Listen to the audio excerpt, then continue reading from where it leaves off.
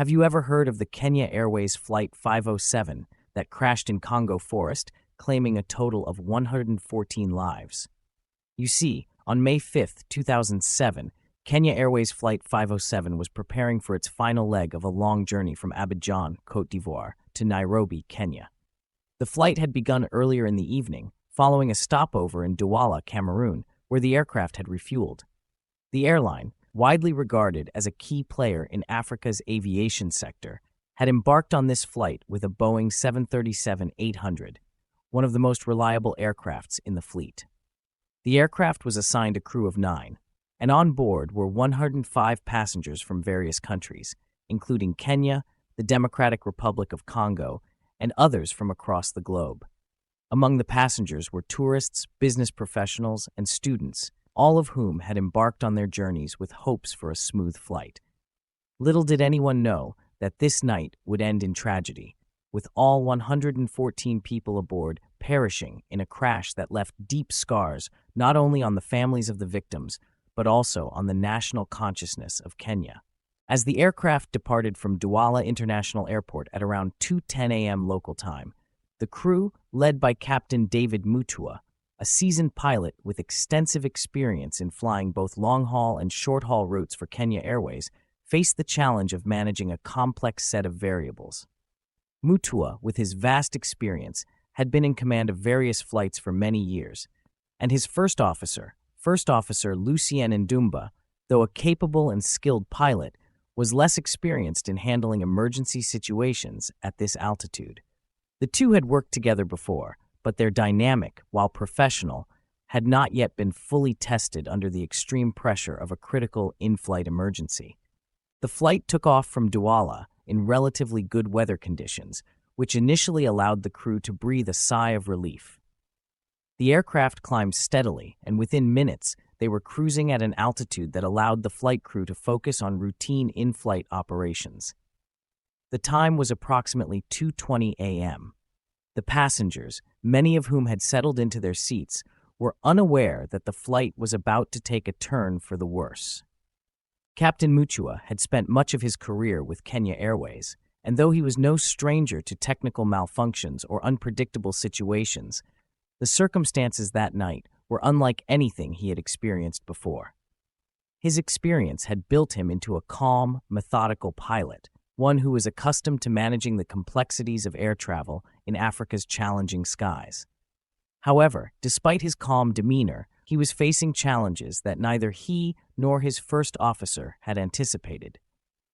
The weather that night was not immediately alarming, but was still a critical factor that the flight crew needed to contend with.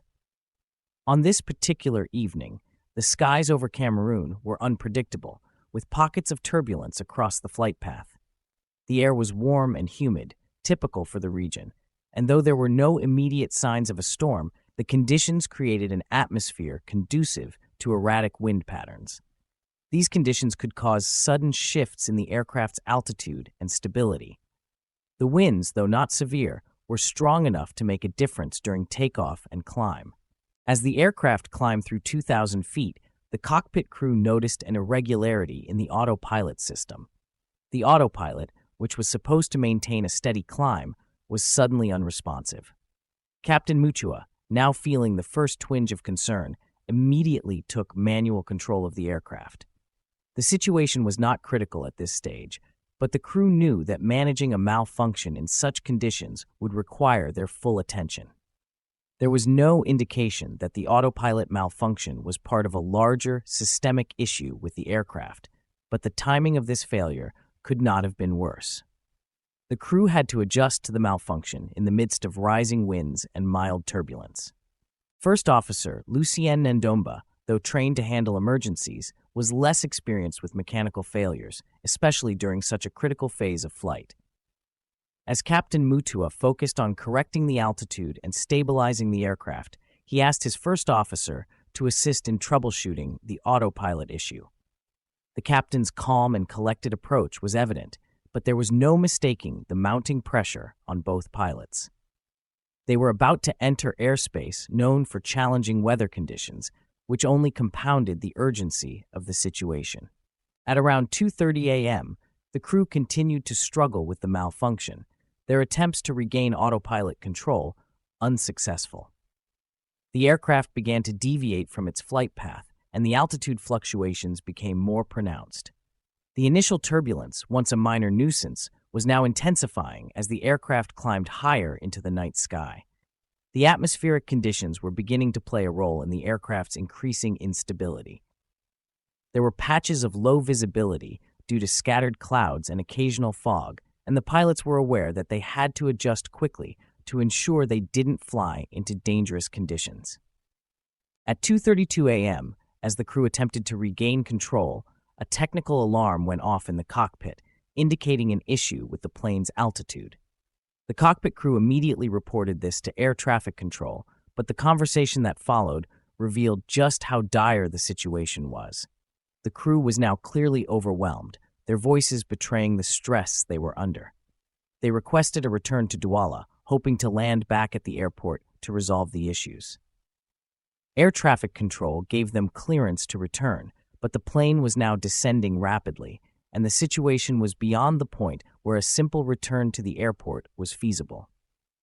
By 2:35 a.m., the aircraft had descended far below the altitude it should have been at. The flight crew was frantically attempting to regain control of the situation. However, with each passing minute, the descent became steeper, and the aircraft's control was slipping further from the crew's grasp. The autopilot malfunction had left the crew struggling to manage the plane's complicated flight systems manually. The combination of a malfunctioning autopilot and the challenges presented by the aircraft's altitude was beginning to take its toll. At 2:37 a.m., the crew, now desperate, attempted to stabilize the aircraft with the use of manual control, but it was too late.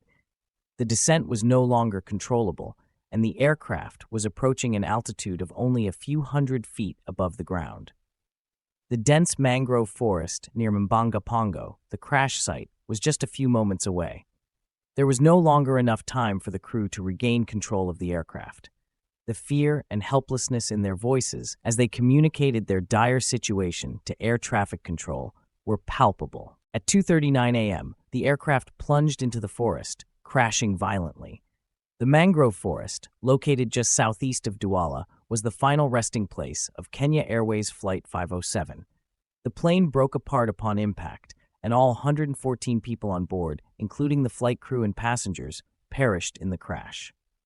It was a devastating tragedy, one that left families and communities in mourning, and one that would forever alter the course of Kenya Airways' history. The aftermath of the crash saw an outpouring of grief from both Kenyan citizens and the global aviation community.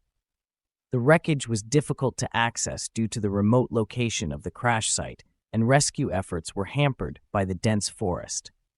It would take several days before investigators could fully access the site and begin the process of uncovering the causes of the disaster. The investigation would later determine that a series of factors contributed to the crash, including mechanical failures, pilot error, and environmental conditions. The relationship between Captain Mutua and First Officer Ndomba, though professional, was tested in those final moments of the flight. The captain, experienced and calm, tried his best to guide his first officer through a situation that neither had ever faced. However, the malfunction and the extreme pressure placed on the crew created an environment where recovery was nearly impossible. The failure of the autopilot system, combined with the challenges posed by the weather, proved to be insurmountable for the crew. In the end, the tragic outcome was the result of a combination of factors that led to the aircraft losing control in mid-flight. Kenya Airways, as an airline, was deeply affected by the loss. The investigation into the crash highlighted the importance of proper training, effective communication in the cockpit, and the need for continued improvement in aircraft maintenance and safety protocols. The airline, which was known for its high standards and service, would have to reassess its operational procedures in the wake of the disaster. The accident served as a stark reminder of the unpredictable nature of flying, especially in regions where weather conditions can be erratic and challenging. In the years that followed, Kenya Airways, and indeed the entire aviation industry, would learn from this accident, striving to improve safety measures and ensure that the mistakes made that fateful night would not be repeated. The tragedy of Kenya Airways Flight 507 became a turning point in aviation safety in Africa, and the lessons learned would continue to shape the future of air travel across the continent. In Kenya, the loss of Flight 507 was felt deeply by the public, especially with the widespread use of Kenya Airways' domestic brand, Jambojet. Jambojet, which served as a popular low-cost carrier within the country, was often seen as a symbol of Kenya Airways' commitment to providing affordable and reliable air travel for Kenyans. The connection between Jambojet and the tragedy of Flight 507 further reinforced the emotional weight of the loss. The memories of that tragic night, however, would remain in the hearts of many as a somber reminder of the fragility of life and the complexities of air travel. Kindly like, share, comment, and subscribe to our channel for more Once on the Headline stories. Adios, muchachos. Until next time, one love.